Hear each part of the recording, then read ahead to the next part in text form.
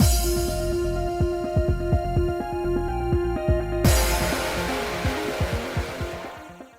guys, it's Spacey Sims, and we are back with more Piofiore 1926. Probably going to get Orlok's best ending in this part. Although, to be fair, this is starting out kind of awful for a best ending. But, you know, it's because Orlok's going to come in and kick Raoul's fucking ass before he touches me any further. I'm really just worried about Oliver's fingers. I know we're going to be fine. I'm not so sure Oliver's going to be fine, and I'm very worried about this. Raoul's grip was unforgiving as he dragged me over to the bed. I resisted as wildly as I could, noticing my shawl fall to the floor in my attempts to escape. Raoul threw me onto the bed and pinned me down beneath him. Again, this is just not the best way to end. This is the best ending. Questioning this? Sure. Don't you worry. I'm used to this. That says a lot, sweetie. Be a good girl now, and I'll treat you like a princess. Stop! Slap. As soon as his hand left my arm, I mustered all my strength to slap him across the face. Go, girl! You'll need to learn a lesson. I will teach you to obey. It would give me great pleasure to ride a wild horse like you, but know that you'll be broken in due time. Oh, the phrasing of that is so wrong! Oh, God! Oh, in this context, it's so gross. Oh, no. Look, Raoul's hot, but he is absolute trash, and, like, not in a good way right now. Not in a good way. Okay, a little bit. A little bit is like, there's a slight part that's like, I mean, I don't hate it. Yeah, I do, but I don't, but I do? I don't know. I don't know if I like my confusion. Oh, these games have done something to me, and I don't know if I like it. And then there's the person inside me that's like, no, we like it. Do we? I can't make up my mind. He tore my clothes off, exposing my skin. Okay, well, Orlok, I'm gonna need you to get in here stat. No! He pinned down my arms again in an instant, so I retaliated by kicking with all my might, right in his nuts, girl. Why, you little... Shut up and obey! Struggle all you want, but the mark on your chest brands you as mine. Okay, when you make that face, the sexy kind of just disappears. Orlok repeated his name over and over in my mind to give me the strength to keep fighting. Raoul pinned both my wrists with one hand as the other reached under my skirt and up my thigh. My skin crawled. My body went taut with fear. Oh, thank God. Orlok, it took you long enough. But the stress had to be there where you're like, Orlok? Oh, thank God. You know? You knew he was going to come, but at the same time you were like, I'm questioning this. Raoul quickly looked up at the noise. Space! I craned my neck just in time to see Orlok crash through the door of the room. Oh, fucker.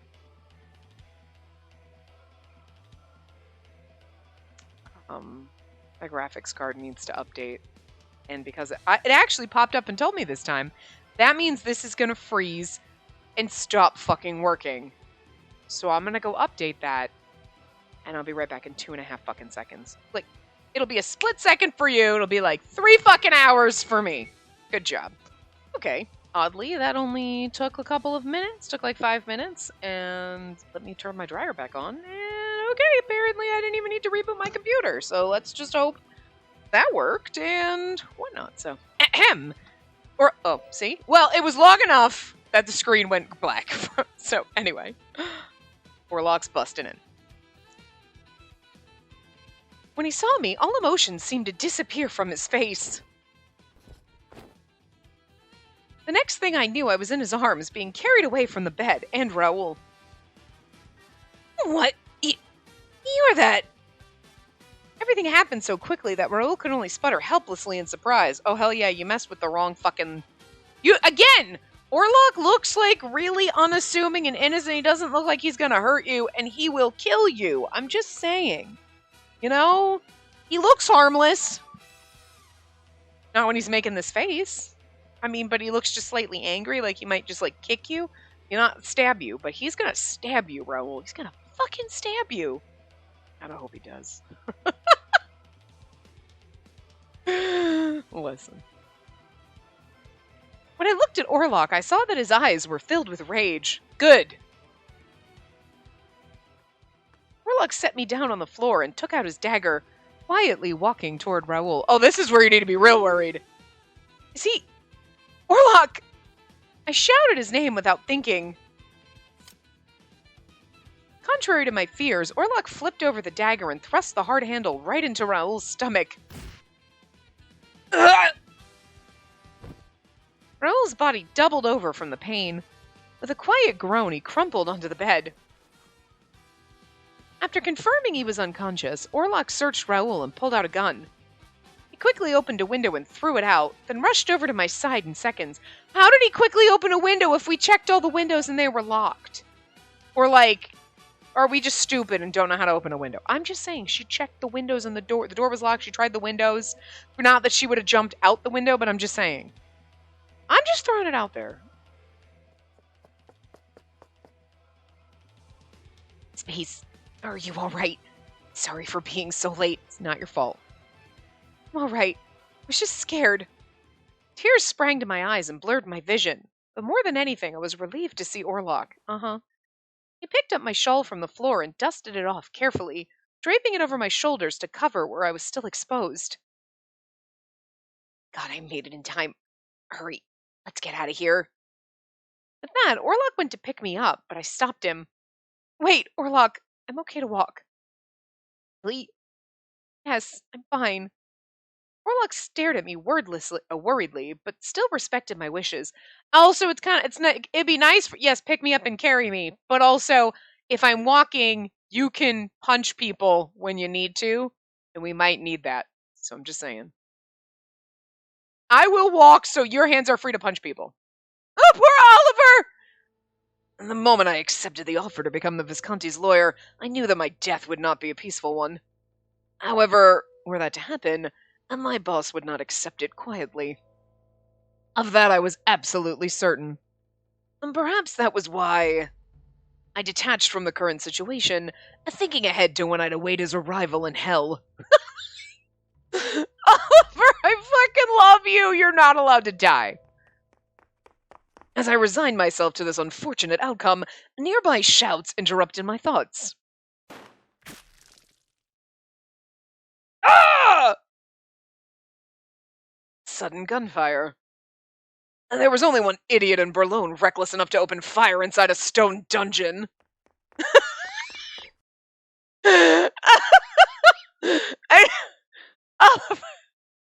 Oliver, I don't know why I was so worried about you. I was, sweetie, but like, his whole...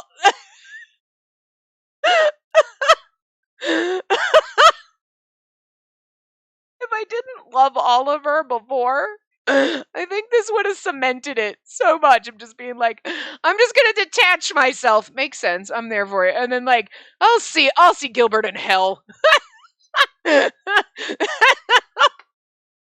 Oh, this idiot shooting in a stone dungeon. Oh dear God, Oliver, sweet.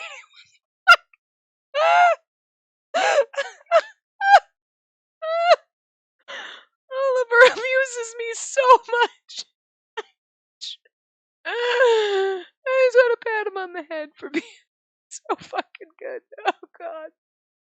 I was really worried he was gonna get hurt, and he's over here with the fucking lines like this. What the shit? Okay. Alright, fair. Oliver, are you alive?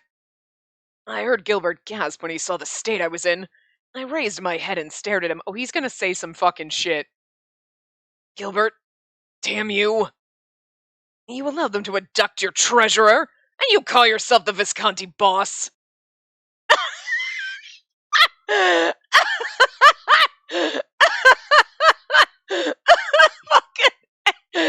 knew he was gonna come out with sass, but Jesus, I'm gonna die. Stop it.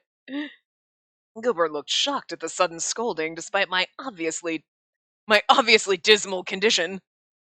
My face hurt even as I moved my mouth, but I suppressed the pain and managed to smile. Don't look so miserable. I take it you're sufficiently intimidated by how manly I've become.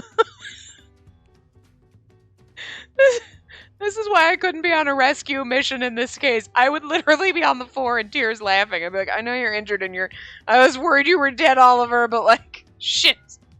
I should not have worried. Okay, they can, apparently no amount of physically trying to break you is gonna mentally break you. Holy shit. Yeah, intimidated, alright. It's more left to you than there was of me after Orlok was through with his pummeling. As he spoke, he unlocked my handcuffs and supported my weight to keep me from falling. Huh. And perhaps I should wear an eye patch as well. I'll find one that shows off your ruggedness. Gilbert turned slightly and gave an order to someone behind him. Sorry, Leo, but can you make sure Oliver gets to the hospital? I got some unfinished business to take care of here. Oh yeah, Gilbert is gonna go after Raoul for doing this shit. Do it! Gilbert? Orlok might not kill him, but I have faith you will. Don't let me down. Go fucking just avenge the honor of our precious Oliver, okay?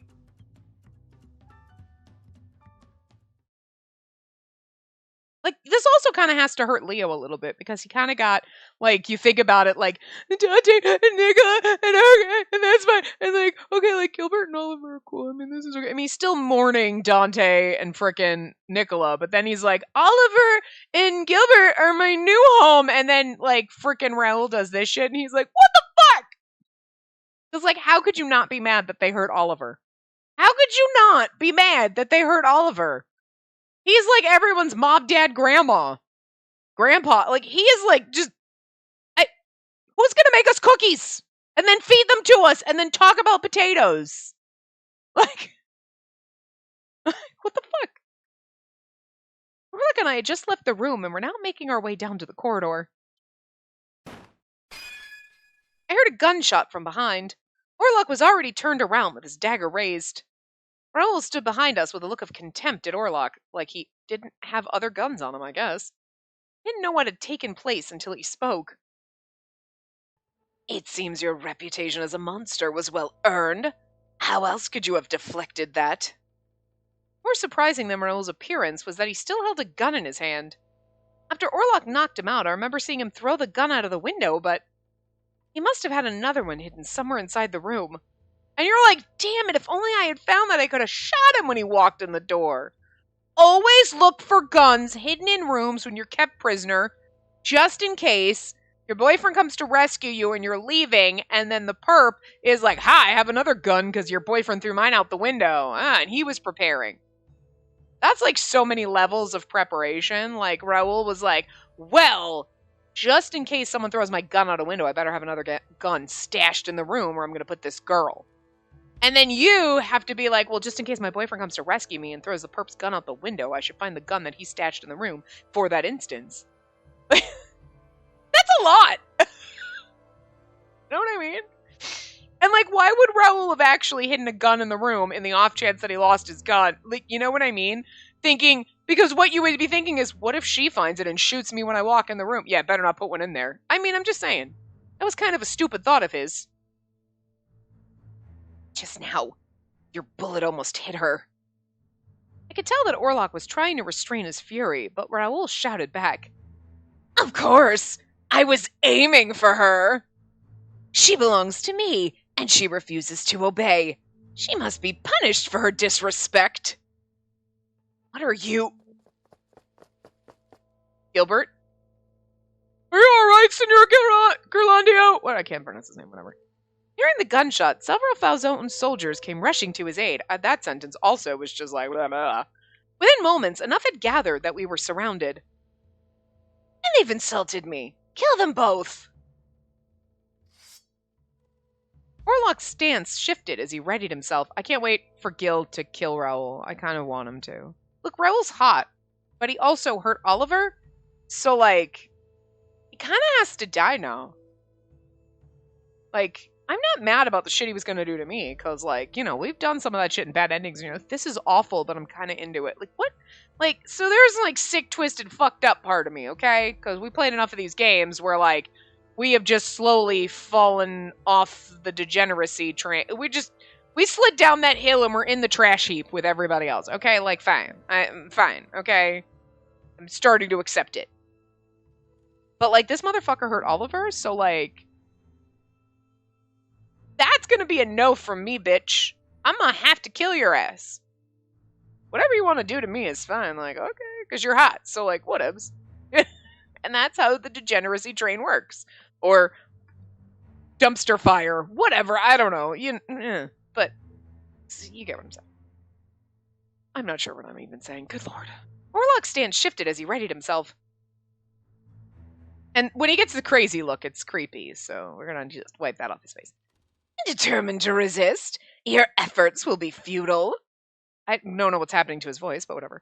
Raoul gave us a scathing look, gloating as if he had already claimed victory for himself. The Falzone family was chosen by God. Any disobedience of its leader is tantamount to declaring yourself God's enemy.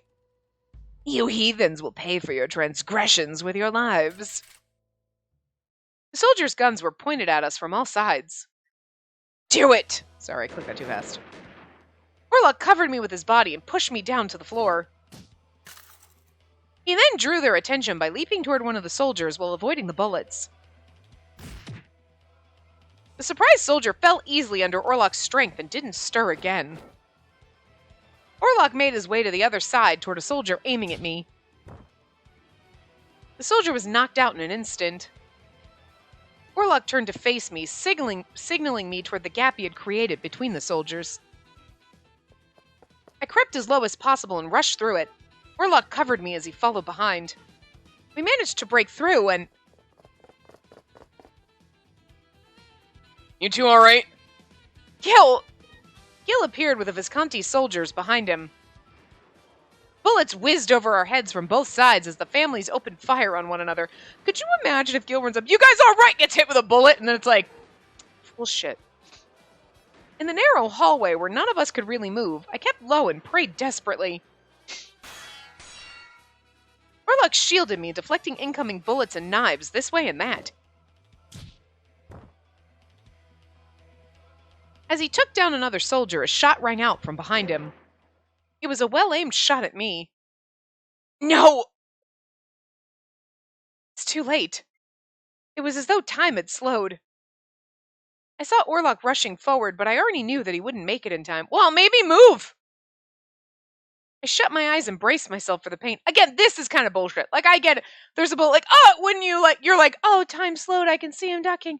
And then I'm just sitting here watching the bullet. Fucking move, girl. I mean, at least attempt, then you're like, okay, well, instead of hitting me in the heart, it hit my shoulder. I mean, let's not be pathetic. The next moment, I felt a relatively soft jolt where the soldier had aimed. I realized it had knocked me over. Aside from the hardness of the floor, I felt no other pain. Huh. I opened my eyes again and saw... Emilio? Emilio! Emilio was leaned against me. Did Emilio just take a bullet for us? Oh, no.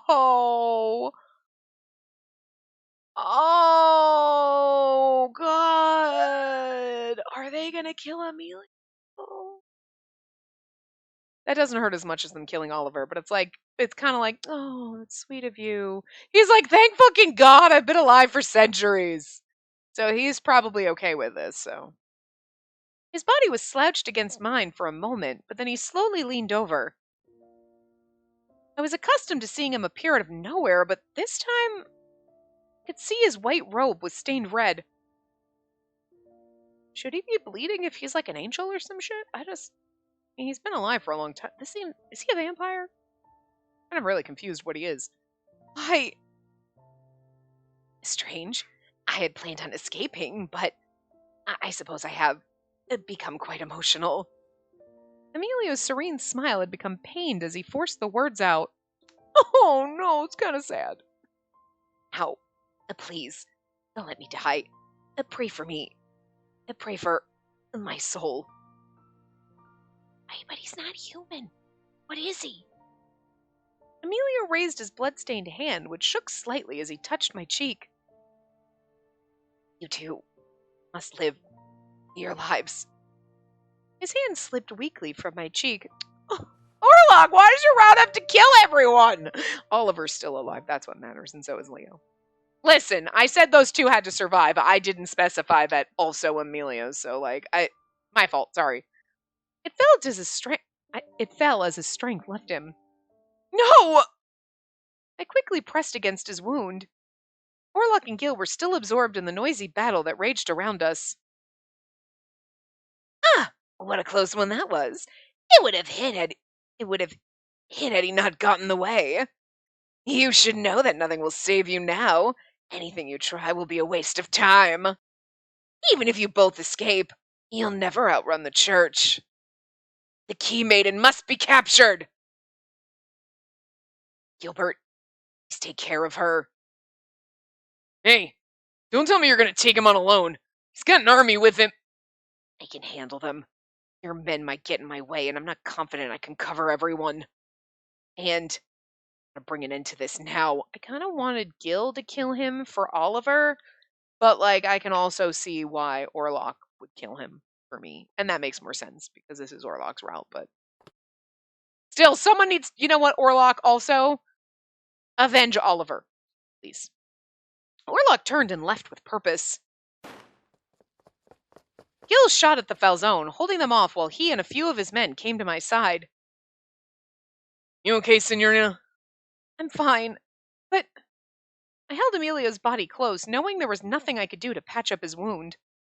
I felt that even the slightest movement might shake away the last of his life. Even so, I wouldn't give up on him. Gil glanced to assess Emilio's condition. His expression hardened, but he said nothing more.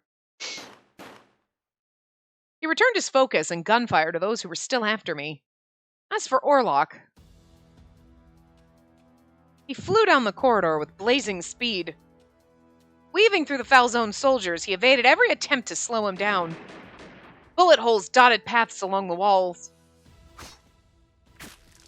Yo, he's killing. He's like, fuck this shit. Ah!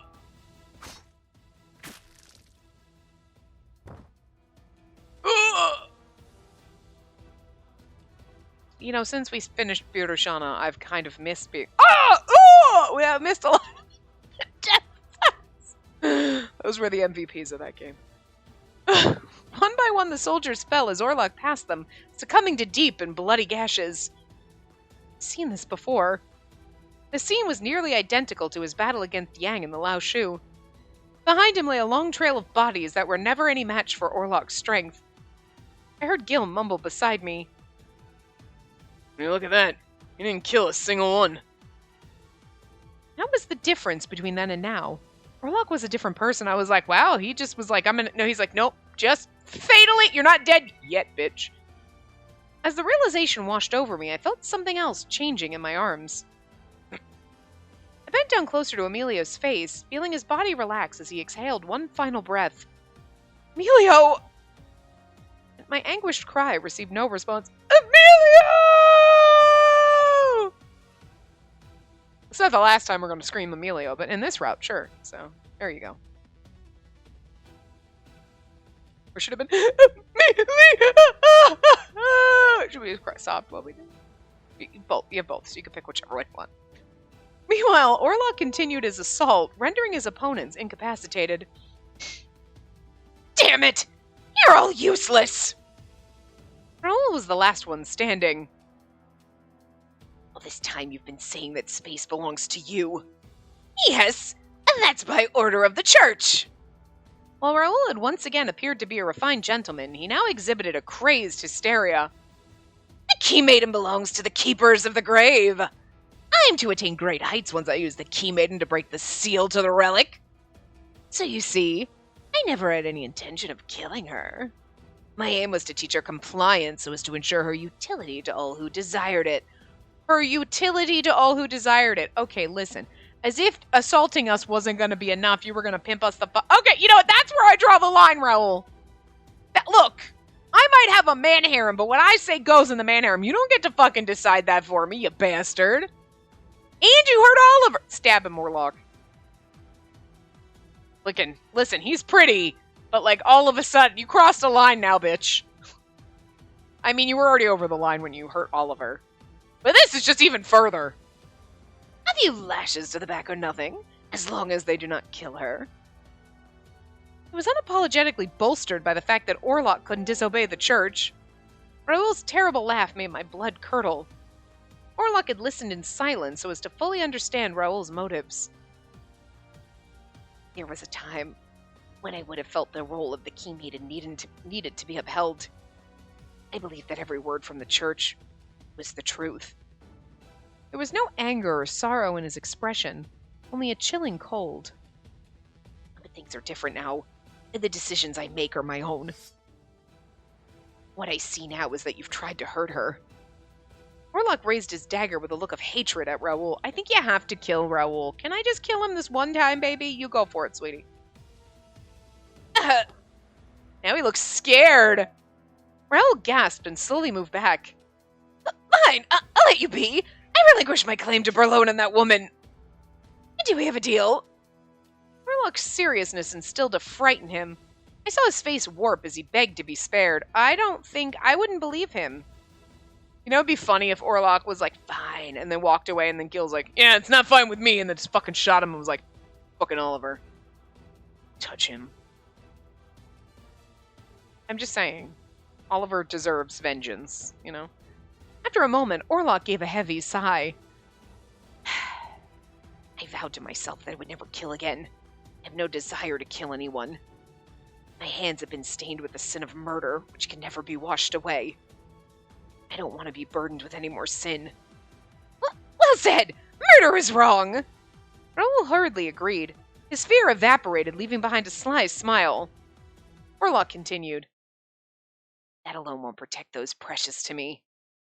I never believed myself to be the judge over who lived or died. He stared at the tip of his dagger, then his gaze slowly moved to Raoul. I understand the sin of murder, but in order to protect who I love, in order to protect space, I will commit the sin of my own free will. I accept this burden fully. Oh, snap! Orlok spoke with a conviction so calm that it seemed almost as if it wouldn't happen. Raoul fell without even a scream. The blood that spewed from his body sent a splatter of red across Orlok's clothes. I've known people like you. People bent on gaining power, who don't see others as human beings, who would hurt the one I love to get what they want. The eyes that looked down at Raoul's lifeless body wavered with sadness and suffering. Like, I feel really bad that Orlok is going to carry the burden of having murdered Raoul, but at the same time, like, good for you, because you're right. He wouldn't have stopped. In the next moment, it was gone. A shimmer of life returned to his eyes, which saw things more clearly than ever. I'm sure I will kill again, to protect the person I love. Even if I can never atone for the sins I commit for her sake. I will continue to fight for her survival. I think I finally understand. And if you're of the same convictions and are willing to dirty your hands for what you seek, then both held the same convictions. Although he didn't say the name, I felt that I knew who it was he thought of. The faint groans around us belonged to the soldiers of that family spared from death. Space. Orlok. As soon as he spoke my name, I ran to him. I threw my arms around him tightly and felt his arms hold me in a strong, gentle embrace. You two head back first. Leave the rest to me. Understood. Thank you, Gil. I grasped Orlok's hand firmly in mine as we left. Okay, I'm sorry. We are just a motherfucking bitch. Did you not think to ask? Did you find Oliver? Is he alive? What kind of an asshole are we? And also we're like, okay, bye, Amelia. Like, listen, girl, heartless bitch. We were all, Amelia!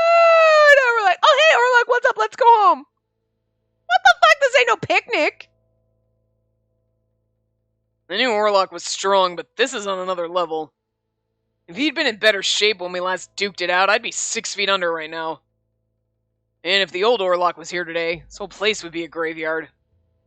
I looked down at the Fell Zone soldiers. Sorry, Orlok. Guess I'm not as good a man as you are. I gave the order to my men. Kill them all. I am not gonna lie, I kind of appreciate that little bit of Gilbert. Like, you're like, oh, Gilbert. He's like, fucking kill him.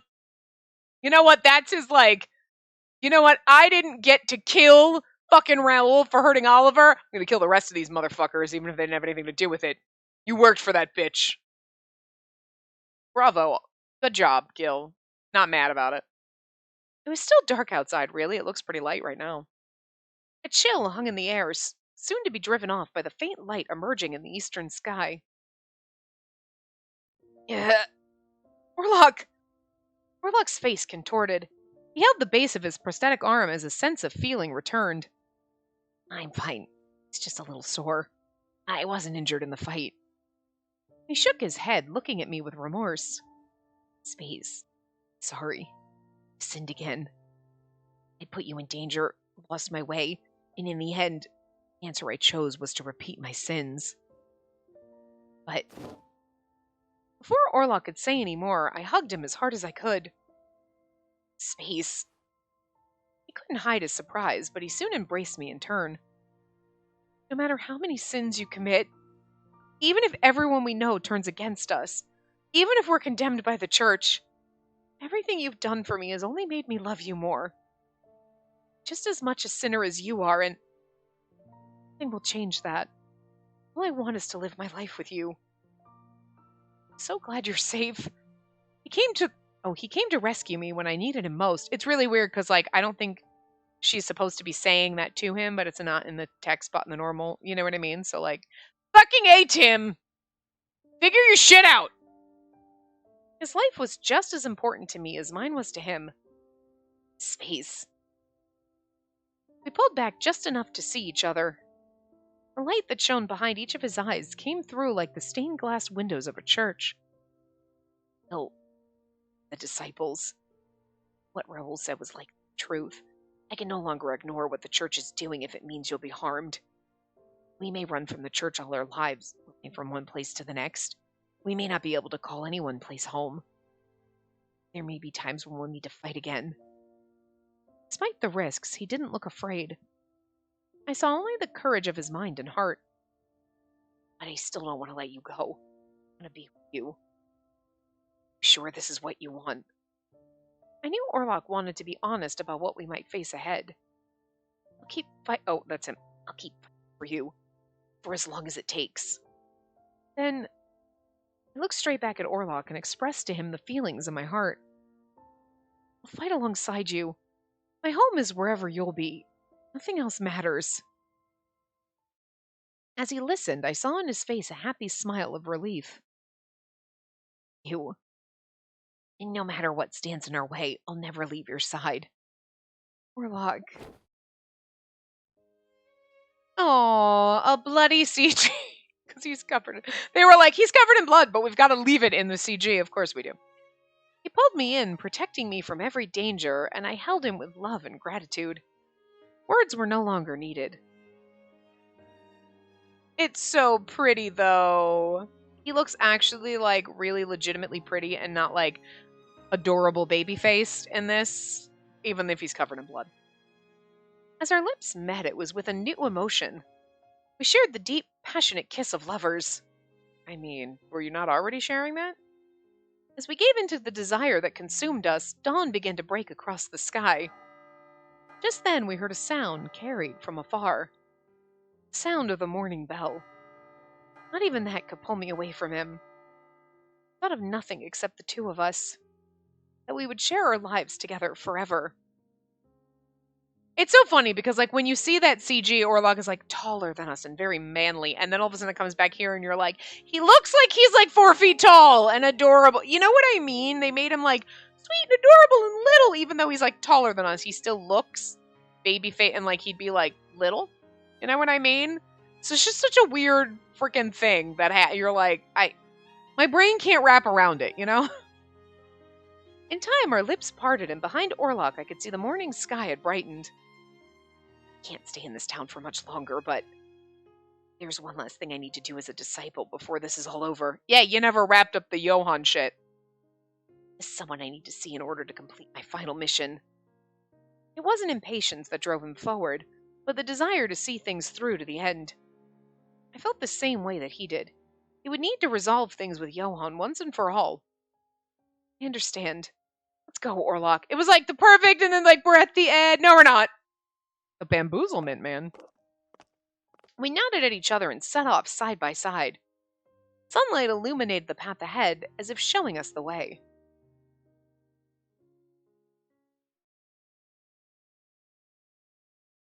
It's kind of awkward because, I mean, like I was saying in the last part, you're like, there's like, how are they going to tie this up in a nice little bow? You're missing things that were all dangling. And it's like, this was like, okay, if you take the Johann shit out, okay, everything's wrapped up. And then it's like, oh, but now also let's go talk to Johann. And you're like, I just still feel like, even if you're going to finish up the Johann thing, and then you finished up the Raoul thing, and all, it's like, because they're not really together, that like, it's just these two loose threads that are just flapping around out here, and like, what could have been a good end for the route is like, well, but also, then we're gonna go do this, and it's like, that doesn't make any fucking sense. You know what I mean? Like, it still just feels very incoherent, this one. Like, they had some good ideas, but they didn't really fully put them together.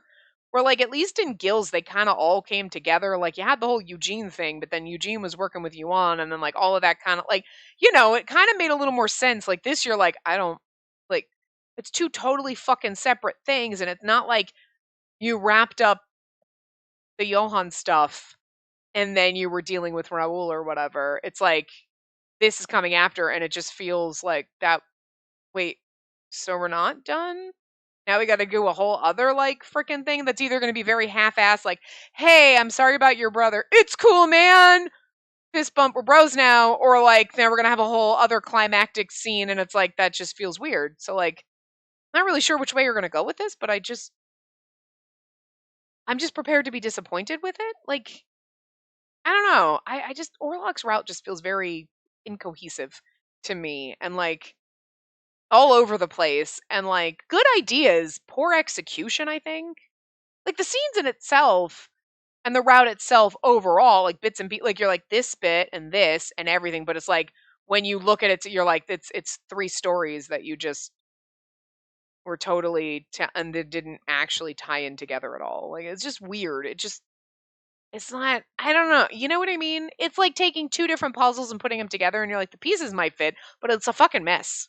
Like it doesn't look good at the end. That's just kind of how the feeling I'm getting from this is like, that scene was good, and there's lots of scenes and over bits and pieces, but when you put it together, when you step back, it's kind of a fucking mess.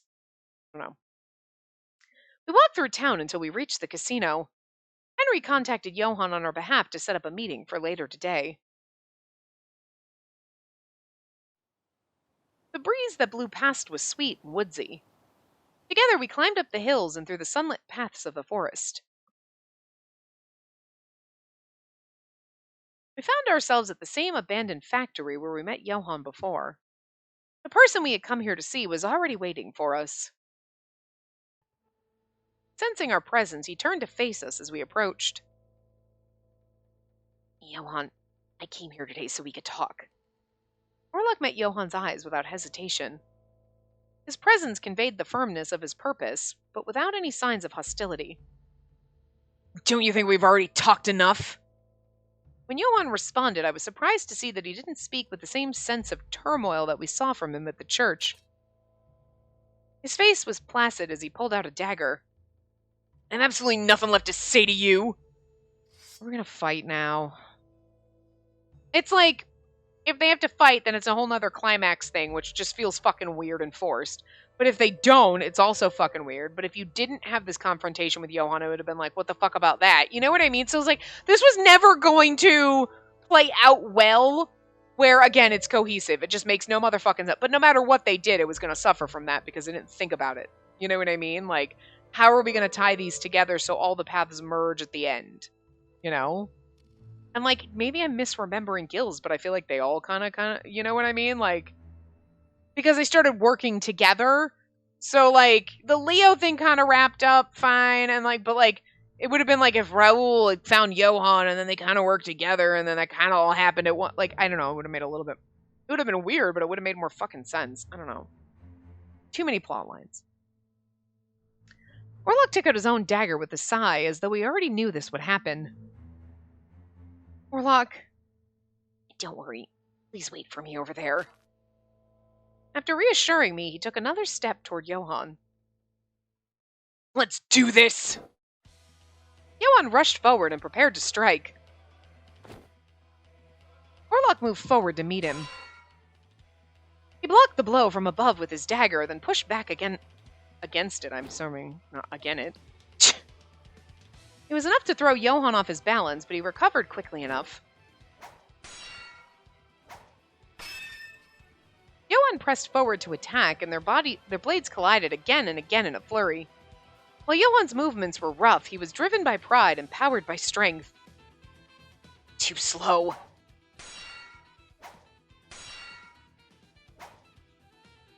In contrast, Orlok moved with fluidity, avoiding and blocking Johan's attacks with ease. Orlok's coat flowed like graceful waves. His silvery hair shimmered like light upon the sea. Soon enough, Orlok found an opening and cut through it with his dagger. A high-pitched clang was followed by a low one. Johan's dagger had flown from his hand, hitting the factory wall and falling to the floor. I'm glad they didn't drag out the fighting for a super fucking long time, though. You know what I mean? Because I'm already at the point where I'm like, I feel like we ended this route and then we're just keep going, and it just, like, I've already said, like, that it feels fucking weird. So, like, I don't know. So, like, in my, like, heart and soul, it's like, oh, we ended. Oh, we're not done yet? Okay. Johan immediately jumped back to create more distance between him and Orlok. Orlok looked at Johan the same as before, not moving in to attack. What? What the hell? Looking disturbed, he held his right arm and shouted in confusion.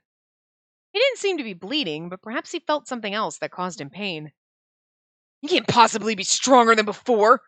Were you just going easy on me back then? Orlok responded calmly. No, I had no intention of killing you then. I still have no intention of killing you now. So what's with that blow? Don't tell me you can read my attacks.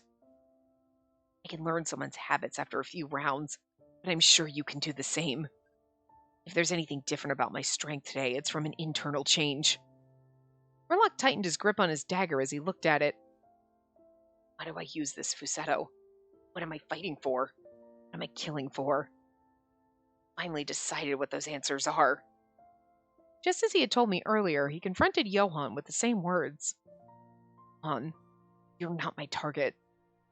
But I will fight you if you want to fight. I'll face you as many times as you need until you're clear of your doubts. Johan frowned, unhappy with the response that Orlok gave. Then who's your damn target?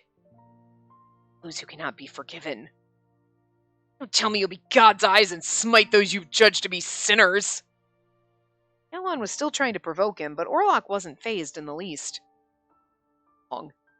Those I cannot forgive. Those who seek to harm my space. Meaning me, not his, personal space. It's kind of awkward in that sense. I mean, it's just, like, my nickname being Space here is really awkward in that phrasing. Not killing orders anymore, whether from the church or otherwise. Only those who keep me from being with her. Huh? The hell? Johan sneered with obvious disgust, hurling even more curses at Orlok. Listen, Johan. Sometimes someday you'll find the right bitch, and it'll be the same thing for you. Don't worry. You're the strongest disciple in the history of the church and you're giving it all up for some woman? What a joke. Hey! We haven't even had sex. I'm just throwing it out there. So that's how much better than the church I am. Shit. Some lousy disciple you are. You're no better than a human. Johann let go of his right arm as his eyes shot away with contempt. Yes, not a disciple anymore. Just ordinary human now, in human strength. It's the same challenge as everyone else does. The greater ones. I still want to know what the fuck was up with Emilio, because there's no way that kid was 10 years old. I'm just saying. Did he steal the body? Was his soul just really fucking old in the body of a child, and so the body could die? But I want to know. It's killing me inside. No longer the faithful disciple. Johann gritted his teeth as he muttered. All I wanted was to avenge my brother by taking down the greatest disciple. But I'm done. The Orlok I wanted to kill no longer exists. No point in fighting now. Heartless disciple who killed my brother's dead himself. All we had to do was say this shit to him earlier. I mean, alright. There's really no other way to resolve this aside from killing him, and didn't think that was gonna happen, so. Sorry, Johann. Sensing that Johann had lost the will to fight, Orlok lowered his weapon. I know I'm not in a position to ask you, but if it's possible, you not report that we... I frankly don't care what the hell happens to you two. Johann abruptly stopped Orlok mid-sentence. I don't want to waste another breath on reporting you. Just go already. You. Orlok nodded his head with respect, then walked over to me. Well, there's nobody watching us because Emilio's dead, so Emilio!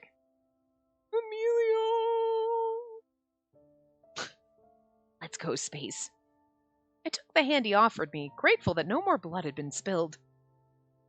His eyes exuded a sense of peace that I shared. We should say our goodbyes, so that we don't regret our departure. Oh god, we're gonna have a whole fucking scene of saying goodbye. Yes. I squeezed Orlok's hand, which felt even warmer and stronger than before. Oops. Johann quietly looked on from a distance. We left behind the abandoned factory and walked through the forest under a clear blue sky. A sudden optimism took hold of me, along with the hope for a future that wasn't so bleak. Orlok had reached an understanding with Johann. Perhaps it would be the first of many. I mean, so I feel like Chapter 6 took longer than I think Orlok's route will actually be almost as long as I expected. Okay, hold on. Shit.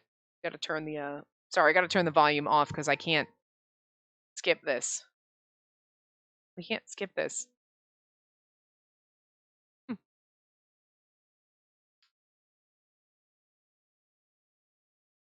Well, that's interesting. I think, right? I was watching the credits and there's question mark, question mark, question mark, and they've got a voice actor, and I'm like, is that the character that we never they didn't bother to give him a name? Or is it just for this one that they're like, oh, for this? You know what I mean? Because, I haven't paid attention really to the credits to know if it's the exact same credits over everything. Was Eugene in the credits here, even though he doesn't show up in this? You know what I mean? It's just easier to be like, here's all the credits for the game, and then we just play it after each one. Versus, here's the credits for the voice acting just for the characters that were in this part. But then that means that the little priest guy was a fucking pointless character. You know what I mean? Holy shit, the music is so fucking loud. I gotta turn it way down. Because I can hear it on my TV and God damn it, computer! I turned it off and all of a sudden I'm like, why can I still fucking hear it? Because it went back up. You know what I mean? That just means he's fucking nameless? They didn't bother to give him a name. They were like, well, let's throw this character in and never... Well, first of all, totally useless. Why'd they freaking put him in here? Because he's adorable. But, you put him in here and he's got no name, no nothing. And maybe he'll show up in other routes. But he's, completely fucking useless in, Orlok's route. So, I just want to see something.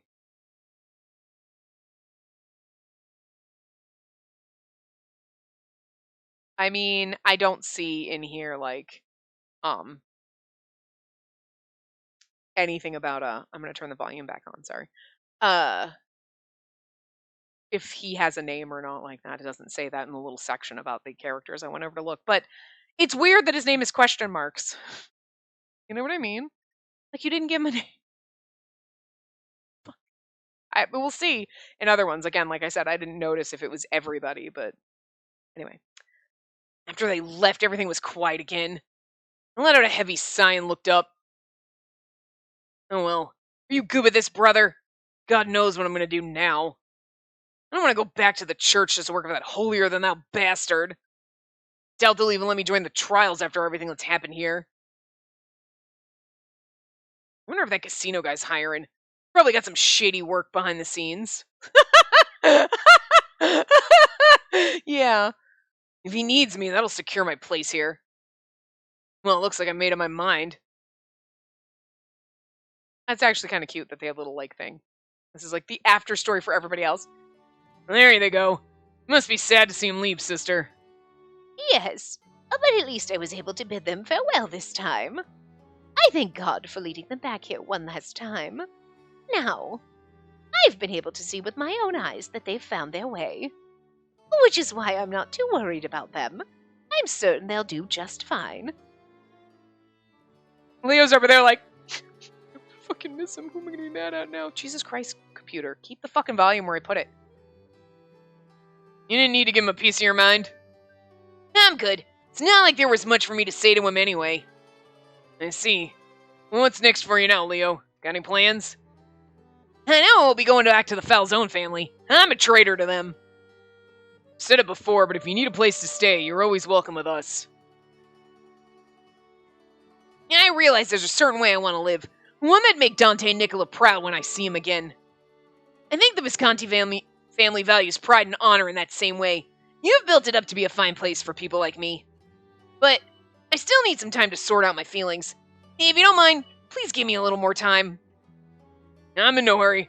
Think about it as much as you want, and go down the path that makes sense to you. We're free to live however we like. Aww. Gilbert, he just ruffled his hair after that. Every time he dies, he returns to life in a new body with his old memories intact. Ah, Emilio? An existence from which the soul cannot escape. Being shackled to the church, he's seen the evils of humans for generations. Thank you, Henry! You're finally explaining Emilio! So, Emilio has an immortal soul that just keeps being reborn, and he's like, there's a baby Emilio being born somewhere. And he's like, here we fucking go again. Does he take over a body, or is he born again? And then he's like, at some point there was like, toddler Emilio who was like, I'm just throwing it out there, like, hoping one day to be released from the cycle. At the end of the Falzone, the Keepers of the Grave, that means the relic would be lost to humans forever. Would that be enough to finally set him free? I pray in earnest that you're truly dead, and that you'll not awaken to the same life, and that you may finally escape this cursed fate. I pray for this as your friend. Oh, Henry! That's so cute! He was like, God, Emilio, I fucking hate you! And then he's like, I really hope you're at peace, though, Emilio, because I did love you. Shh, don't tell anyone. Oh, you're so cute! Stop! Oh. I don't know, such a good little phantom. Having no particular destination in mind, we decided to visit the place Orlok was born. Along the way, we would visit Venice, the city of water. The day we left Boulogne, Orlok and I said goodbye to everyone we knew. I would probably never return again. I was sure they all felt the same way, though none of us said it. Elena cried, but she also insisted we'd see each other again someday. Given our situation, I couldn't promise that I would return, but there had to be some way I could write to her, telling her of all the places I had seen. With that, I decided to keep a journal about the many things that happened each day. A journal of who I met and what I encountered. The stories themselves wouldn't be a secret. They could be shared with anyone at all. like a book that would allow them to feel as if they had traveled to those places themselves.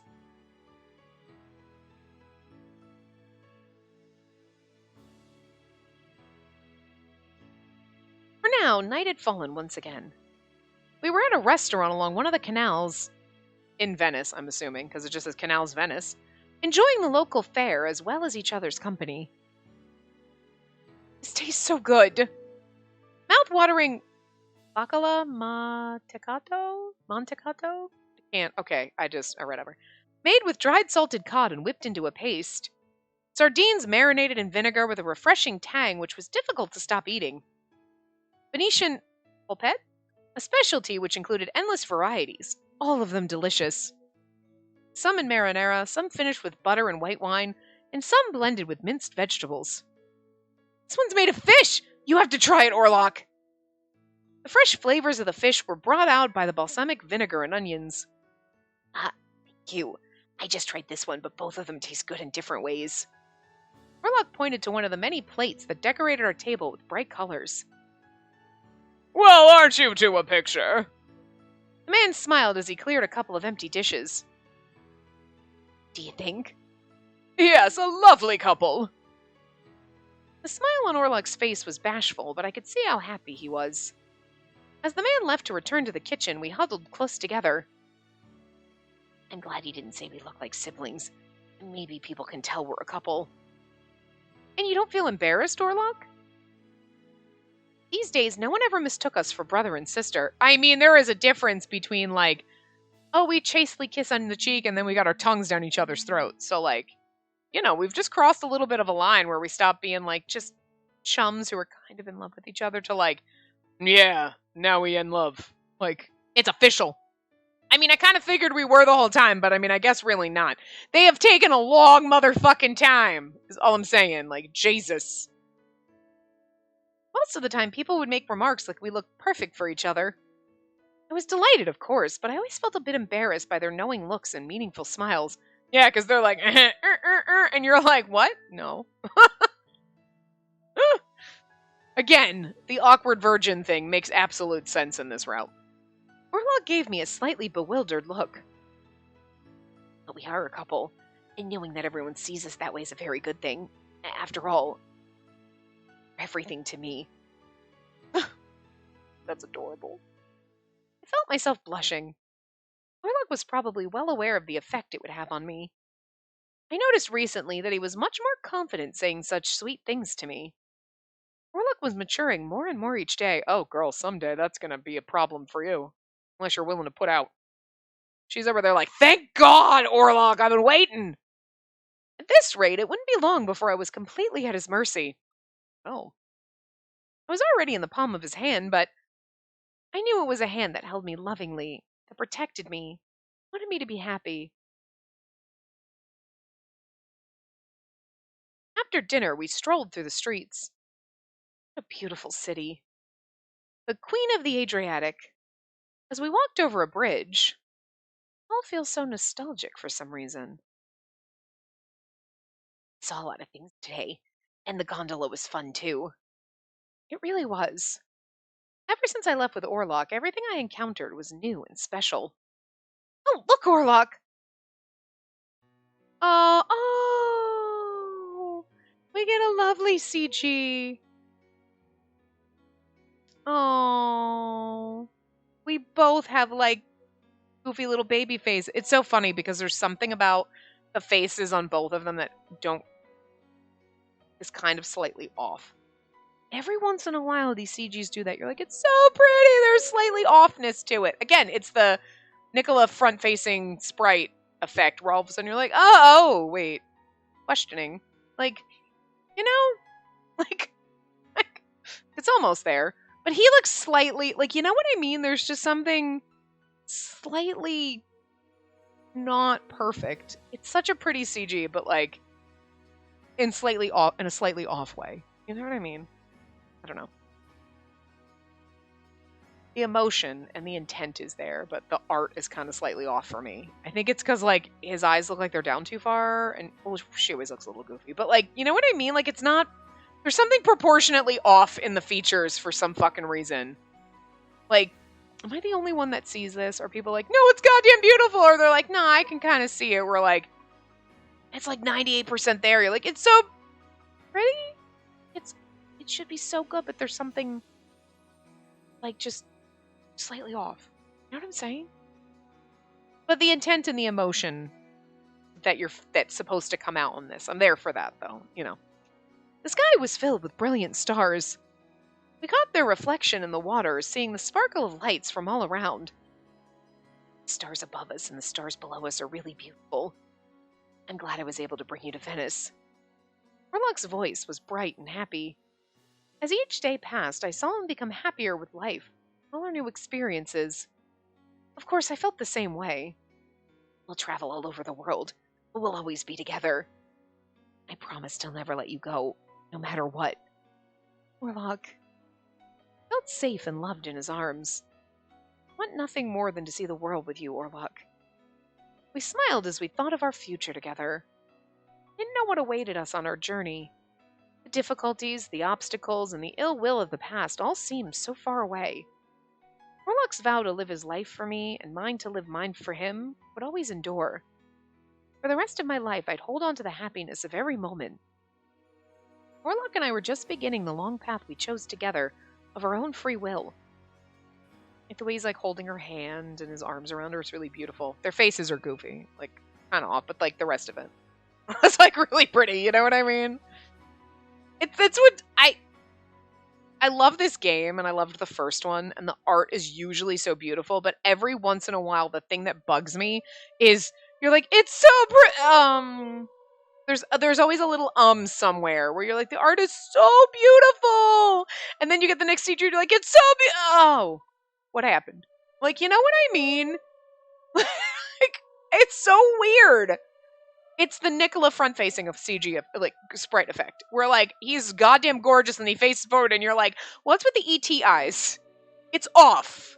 There's something wrong here. And, like, every once in a while, that just, like, springs out. Like, I guess that's probably the charm in it. You know what I mean? Like, I mean...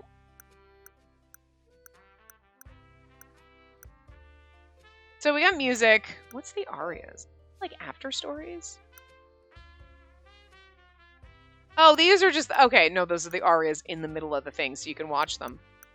Oh, that one must be in the bad ending. Okay, so that's cool. You could watch those again.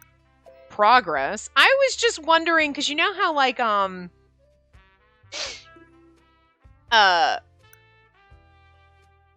like, Advent Calendar doesn't do anything. You know, like in the other one, there were, like, after stories. You know what I mean? I was just kind of thinking of that. I'm like, oh, we didn't notice for Gilbert, but I was kind of, like, wondering if, yeah, because Gilbert's, we're missing... Okay, those two come in the other story. Okay, that's what I... All right. So anyway, yeah, there was no way this was gonna fit in the last part, huh? It's like an hour of its fucking own.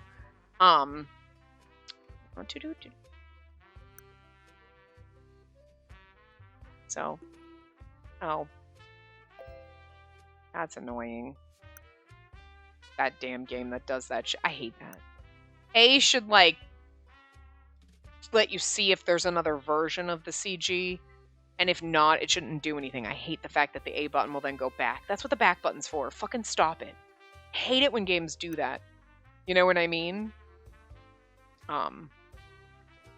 Yeah. Alright, so. For Leo. This one's kind of adorable.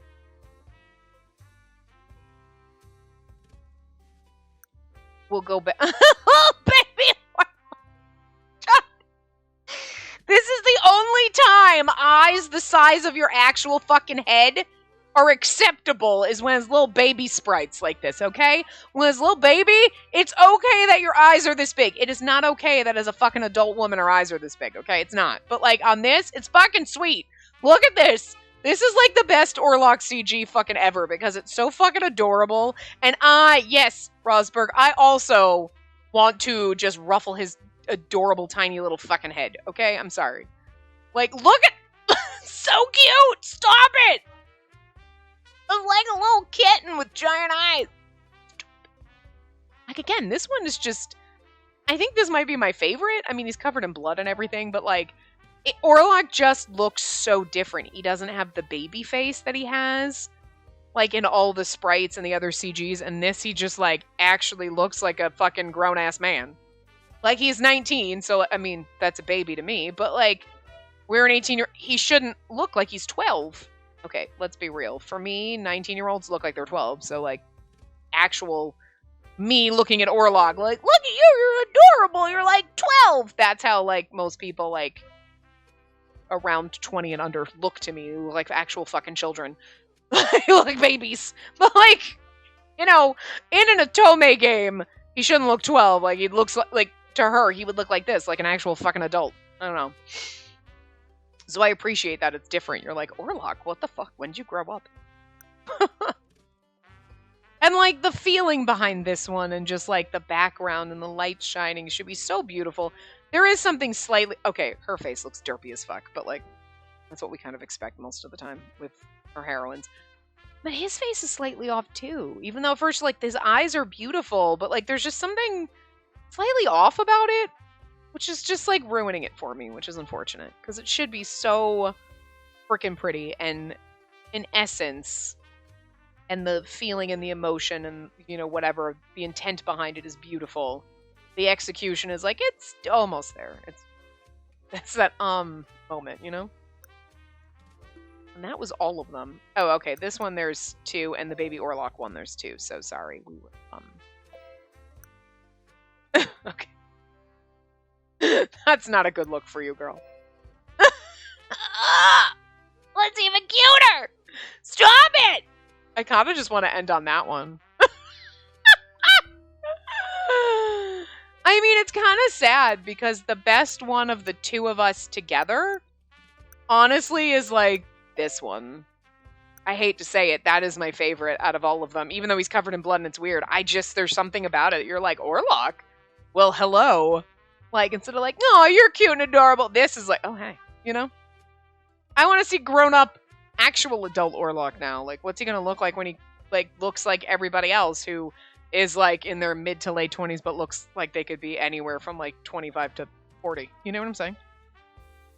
You know, Eugene was probably 40. That's why he was drawn like he looked a little older. But I'm just saying, you know what I mean? Like, most of the time in anime logic, they're 16, they're 26, they're 36. They kind of all look the same, except for the babyface ones, like Orlok. Who then, like, when he's 30, he looks 12. You know. I think he'll actually look a little bit older at some point, you know what I mean? But for the most part, whatever. Yeah, so that was Orlok's good ending. I mean, Orlok's never been my favorite character. I like him for a character on his own. I don't like him as a romance option. Like, and I don't, you know... And I don't really, like I said, remember the first game, but coming into this, like, I don't know, Orlok, you killed all my love interests. I'm not really feeling that. So I feel like that soured me a little bit for his route, because I kind of forgot about all that, and then he just reminded me, and I was like, oh, well, that ruins it. I mean, to be fair to Orlok, like, you were being true to yourself and your character, and they did, you know, so, like, can't be mad at you for that. I am. Orlok's never been my favorite, but I also just felt like this one was very disjointed. Like, it ended nicely. Like, it wrapped, like, the end was nice, but, like, the way we tried to, like, end it was like, it just, they did a nice job at the very end with, like, we're in Venice and everything's beautiful, and you're like, oh, okay. Look, it's all warm and you get the feels, to make you forget that it was kind of like a mess. A little bit, like, I don't know, you know what I mean? Like, for the most part, like, yeah, it ended nice, and I don't have a sour taste, like, nah, I hated this, but I do feel like, for the most part, going through it, you're like, this doesn't, how are we, and, you know what I mean? There was just a lot that, I know, was all over the place, and yeah, you wrapped up the little loose ends, but, I don't know, you know, not my favorite, but, I don't hate it. But I also feel like it went kind of, even though it's the same amount of time as Gil's route, really? It's like, I just feel like it's it seemed like it went so fast, nothing really happened until like chapter fucking 5. You're like, what? Nothing happened. Like, I don't know. You know what I mean? Am I crazy? Is it just me? And maybe it's because, again, like, Orlok wasn't my favorite, so like I didn't go into it like, woo, excited.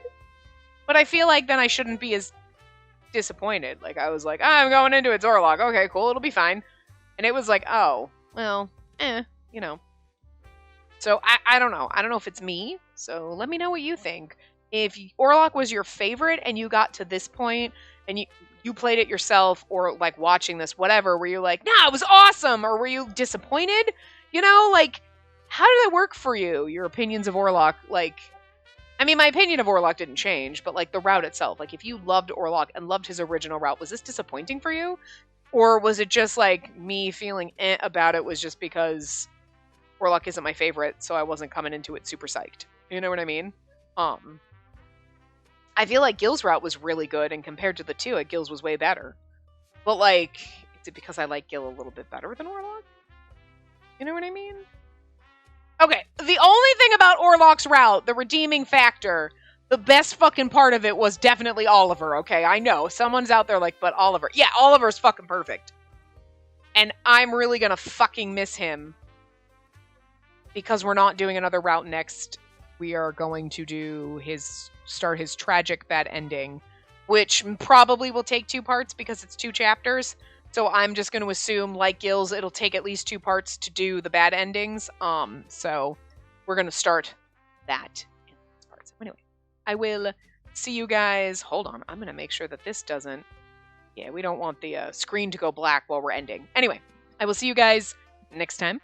Remember to give the video a big thumbs up and subscribe to see more.